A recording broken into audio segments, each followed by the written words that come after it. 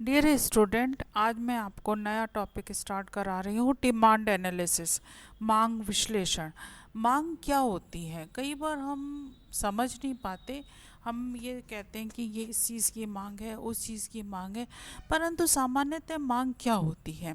किसी भी वस्तु की इच्छा करना या उसे चाहना ही मांग नहीं होती है। सामान्यतः मांग का अर्थ किसी चीज़ को पाने की चाह माना जाता है, लेकिन अर्थशास्त्र में यह भिन्न है। इसमें मांग में पाने की चाह के साथ साथ उसका मूल्य एवं इसका माप भी होता है। जैसे आपको 5 रुपये प्रति पेंसिल के हिसाब से 10 पेंसिल चाहिए, यह मांग मानी जाएगी।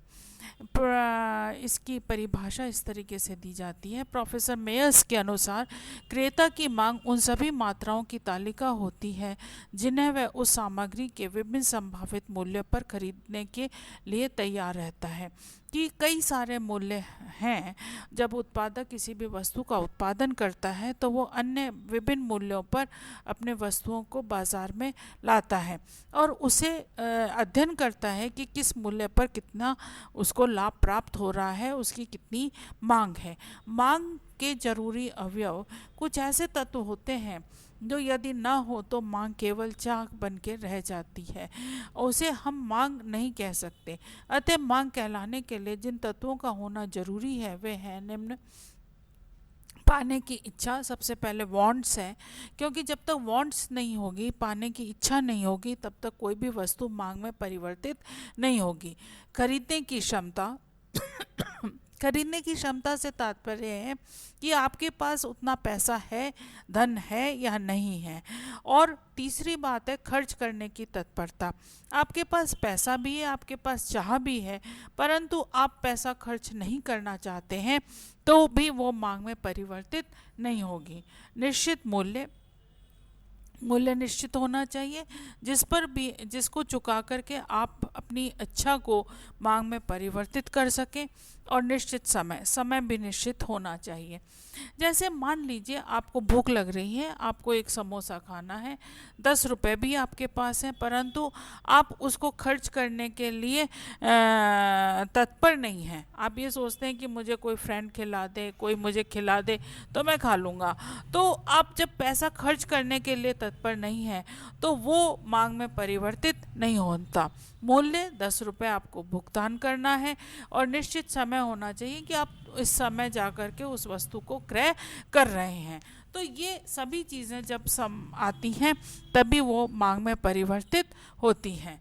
अब मांग के प्रकार, मांग के कई प्रकार होते हैं। नकारात्मक प्रकार, बाजार में यदि सामान की मौजूदगी ज़्यादा है तो संभव है कि उसकी मांग कम है, क्योंकि सामान ज़्यादा होने की वजह से ही उसकी कीमत कम है और उसकी खरीदारी नहीं हो पाती है। बाजार में सामान का पूर्तिकर्ता सर्वप्रथम वस्तु की मांग के बारे में काफ़ी गहराई से विश्लेषण करता है और उसके बाद ही उस सामान की बाजार में आवक को बढ़ाता है, क्योंकि यदि वह सामान को बिना विश्लेषण के बाजार में भेज देता है तो उसकी वस्तुओं के सही दाम नहीं मिल पाते हैं और उसको नुकसान का सामना करना पड़ता है।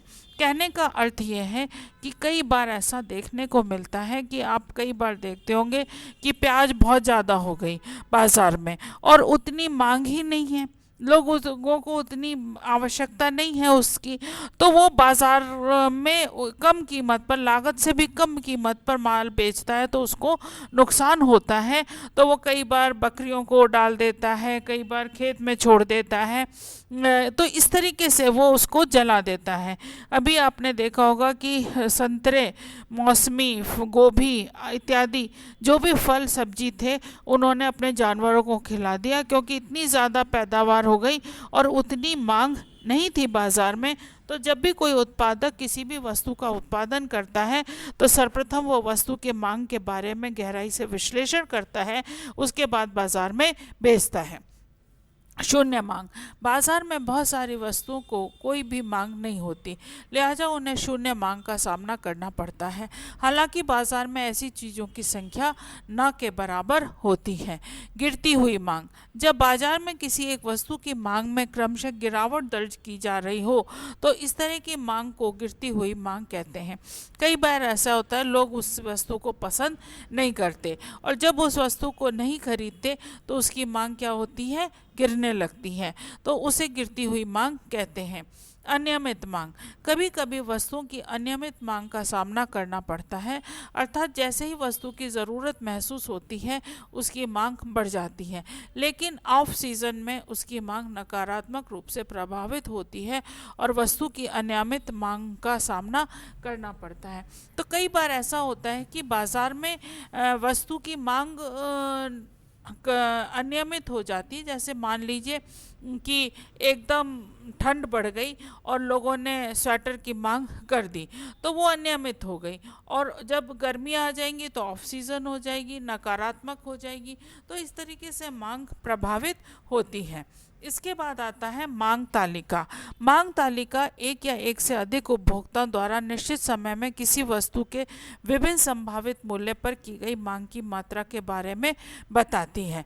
मतलब यदि उत्पादक विभिन्न मूल्यों पर बाजार में उस वस्तु को उपलब्ध कराता है तो उसकी विभिन्न मूल्यों पर क्या मांग रहेगी वो क्या कहलाती है, मांग तालिका कहलाती है। यह मुख्यतः कितने प्रकार की होती है, दो प्रकार की होती है, व्यक्तिगत मांग तालिका और बाजार मांग तालिका। व्यक्तिगत मांग तालिका से तात्पर्य है कि किसी एक विशेष व्यक्ति द्वारा निश्चित समय में की गई वस्तु की विभिन्न संभावित मूल्यों पर मांग की मात्राओं की सूची होती है। जब हम इस तालिका के को बनाते हैं तो इसमें बाईं तरफ हम वस्तु के विभिन्न मूल्य लिखते हैं और दाईं तरफ हम उपभोक्ता द्वारा की गई मांग लिखते हैं। तो व्यक्तिगत मांग सूची में अलग अलग मूल्यों पर अलग अलग मांग दे रखी है। जैसे तालिका में बता रखा है, संतरे के मूल्य यदि 1 रुपये प्रति इकाई है तो 90 इकाइयों की मांग होगी, 2 रुपये पे 80, 3 रुपये पे 70, 4 पे 60 और 5 पे 50 इकाइयों की मांग होगी। तो जैसे जैसे मूल्य बढ़ते हैं वैसे वैसे मांग घटती चली जाती है। ऊपर दी गई तालिका में आप यह देख सकते हैं कि शुरुआत में संतरे का मूल्य केवल 1 रुपये प्रति इकाई था, तब उसकी 90 इकाइयों की मांग थी, लेकिन धीरे धीरे यह मूल्य बढ़ा जिसके साथ ही यह मांग कम होती चली गई। जब इसका मूल्य 5 रुपये प्रति इकाई पर पहुंचा तब इसकी मांग केवल 50 इकाइयों तक सीमित रह गई। इससे हमें यह पता चलता है कि एक वस्तु के मूल्य एवं उसकी मांग में विपरीत संबंध होता है। तो हम ये कहते हैं कि price is inversely proportional to demand, कि मूल्य बढ़ेंगे तो मांग कम होगी और मूल्य कम होंगे तो मांग बढ़ेगी। तो ये इन दोनों के बीच का विपरीत संबंध होता है। अब आता है बाजार मांग तालिका।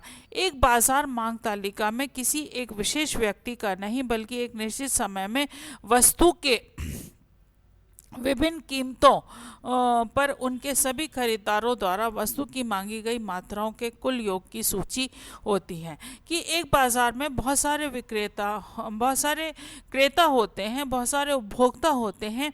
तो उन उपभोक्ताओं के द्वारा जब विभिन्न मूल्यों पर वस्तु की मांग की जाती है तो उसे क्या कहते हैं, बाजार मांग तालिका कहते हैं।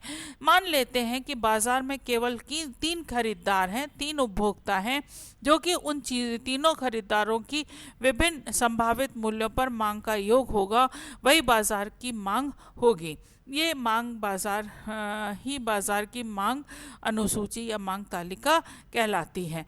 तो संतरे की कीमत प्रति इकाई 1, 2, 3, 4, 5 है, मतलब 1 रुपये, 2 रुपये, 3 रुपये, 4, 5 है।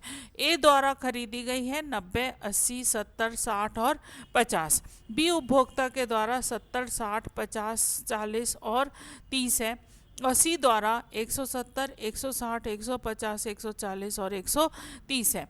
तो जब हम बाजार मांग तालिका की गणना करेंगे तो हम तीनों उपभोक्ताओं के द्वारा क्रय की गई वस्तु की जो मांग है उसका योग कर देंगे। 90, 70 और 170 को जोड़ देंगे तो 330 आएगा। 80, 60 और 160 को जोड़ेंगे 370 50 150 को जोड़ेंगे 270, 60 40 140 240, 50 30 और 130 इज इक्वल टू 210। तो आप देखिए कि जैसे जैसे मूल्यों में वृद्धि हो रही है वैसे वैसे मांग में कमी आ रही है। तो मांग का नियम यही कहता है कि मूल्य में वृद्धि होने पर मांग में कमी आती है। मांग और मूल्य का विपरीत संबंध होता है। जब मूल्य बढ़ते